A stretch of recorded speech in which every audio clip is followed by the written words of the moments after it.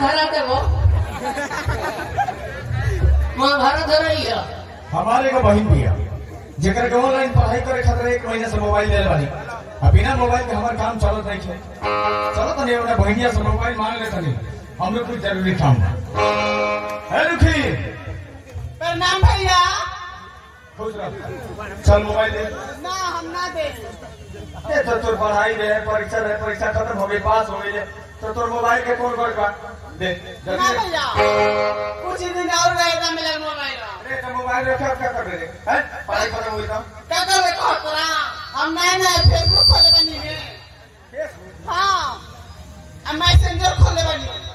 messenger हो हाँ मारे तो मैं हाथ बस मुंह में 5-7 बोले नर्सिंग खंडी है इसकी खंडी चल पढ़ाई कर की खंडी आई वो के बाद मोबाइल मिलल बा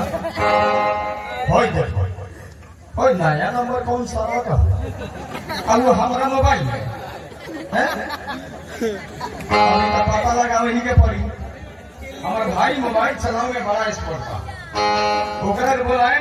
अब उन्हें ही चेक करके बताइए नंबर हो के पर सलाई लगातार आधा घंटा बाद भइल बा आखिरी नंबर हो के बउआ भाई रे भाई अरे तोरा के कई बार मना कइले बानी हैं तोरा के कई बार मना कइले बानी जे हमरा मोबाइल के यूज मत करी हे नंबर में तोरा बतिया के कोनो गलत है आई मोबाइल हमारे तार मोबाइल छोड़ दो अरे तो नंबर हो के कर रे देख आई 1 महीना से बॉबी के दिल रही है पढ़ाई करे खातिर ठीक बा रुकिए आई नया नंबर से लगातार बात भइल बा उन्हें से कॉल आइल बा डायरेक्ट करे तुम थोड़ा धर नंबर है के चेक कर बता तो ये नंबर तो जानने पहचान लगा हो तो जान पहचान के बाद हां क्या करो वे तो प्लास्टर भाई लगा नंबर ए कौन सारा प्लास्टर हो रे हैं प्लास्टर भी नहीं ना और वे मूड खराब हमारा और प्लास्टर भाई का अपने गांव में भाई गांव का गोबरवा ओवरवा वे गांव का रहने वाला प्लास्टर नाम हो तो का दिक्कत बता रहा का दिक्कत ऐसो नहीं आई देख भाई बॉबी के दिल रही पढ़ाई करे खातिर ऑनलाइन ठीक बा 1 महीना से मोबाइल ऊपर लग रहा है आए नंबर से लगातार कॉल पर कॉल आएगा कॉल पर कॉल आधा घंटा तक लगातार बात भेल बताओ मूड खराब होकर और बात मत कौन खराब बनाता है चल